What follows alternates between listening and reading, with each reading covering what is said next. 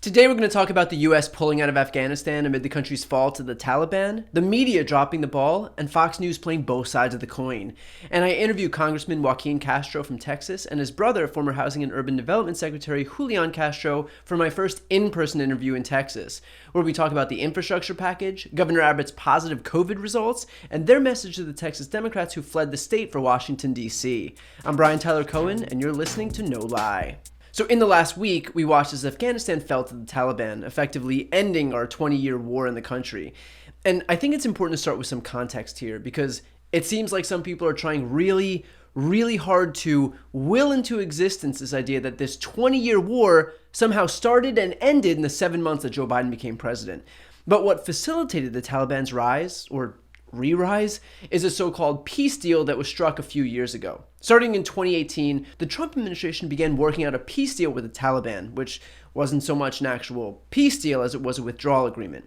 It basically stipulated that we'd be out of Afghanistan in 14 months, and the Taliban would agree to not let the country become a haven for terrorists and to start peace talks with the Afghan government. The U.S. released 5,000 Taliban prisoners, one of whom was Mullah Abdul Ghani Baradar, put a pin in that name for a moment. But the thing about this deal is that it was couched in taking the Taliban at its word. In other words, we just trust that the Taliban won't harbor terrorists and it'll implement a ceasefire with the Afghans, and in exchange, we vacate the country. Only, we began vacating the country prior to any conditions of that deal being met, thereby showing the Taliban that the deal was effectively worthless because it wasn't actually conditional upon anything. Cut to now, Biden takes office, our troops in Afghanistan are dwindling, the Taliban is gaining control, Afghans see the writing on the wall, and plenty of them don't bother putting up a fight, and that culminates into the country falling into the Taliban hands. And the presumed leader, a guy named Mullah Abdul Ghani Baradar, released from prison by the Trump administration. So you have Republicans and the media falling over themselves to pin this entire situation on Joe Biden, when everything that's happening right now is a culmination of events that started with a deal that only emboldened the Taliban and undermined the actual Afghan government.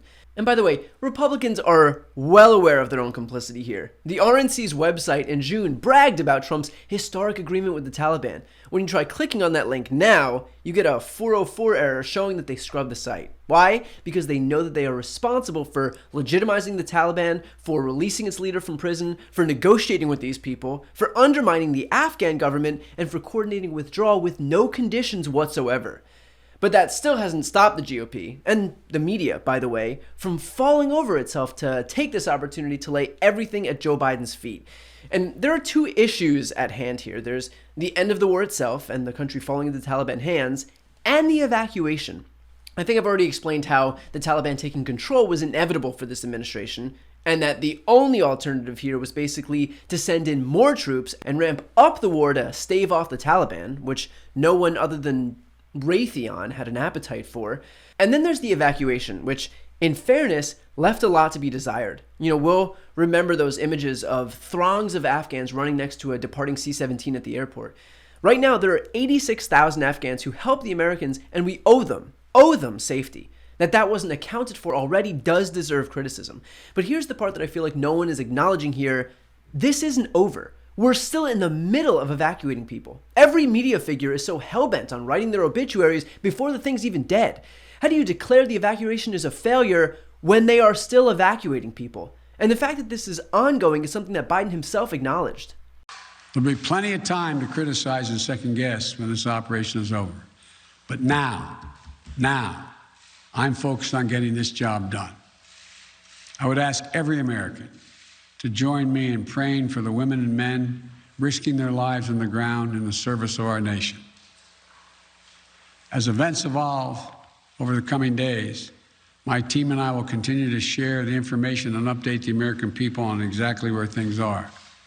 We'll use every resource necessary to carry out the mission at hand and bring to safety American citizens and our Afghan allies. If I had to venture a guess here, I'd say that the media is so desperate to prove to everyone, meaning the right, that they're not the liberal media, and so they do what they always do and overcompensate at even the slightest bit of dysfunction, just like they did with Hillary's emails, just like they did with Benghazi. And so a messy situation reveals itself, and they all lunge at the opportunity to show everyone, see how unbiased we are? We can criticize Joe Biden too. Worst foreign policy gaffe ever. Never seen anything as bad ever in our lives.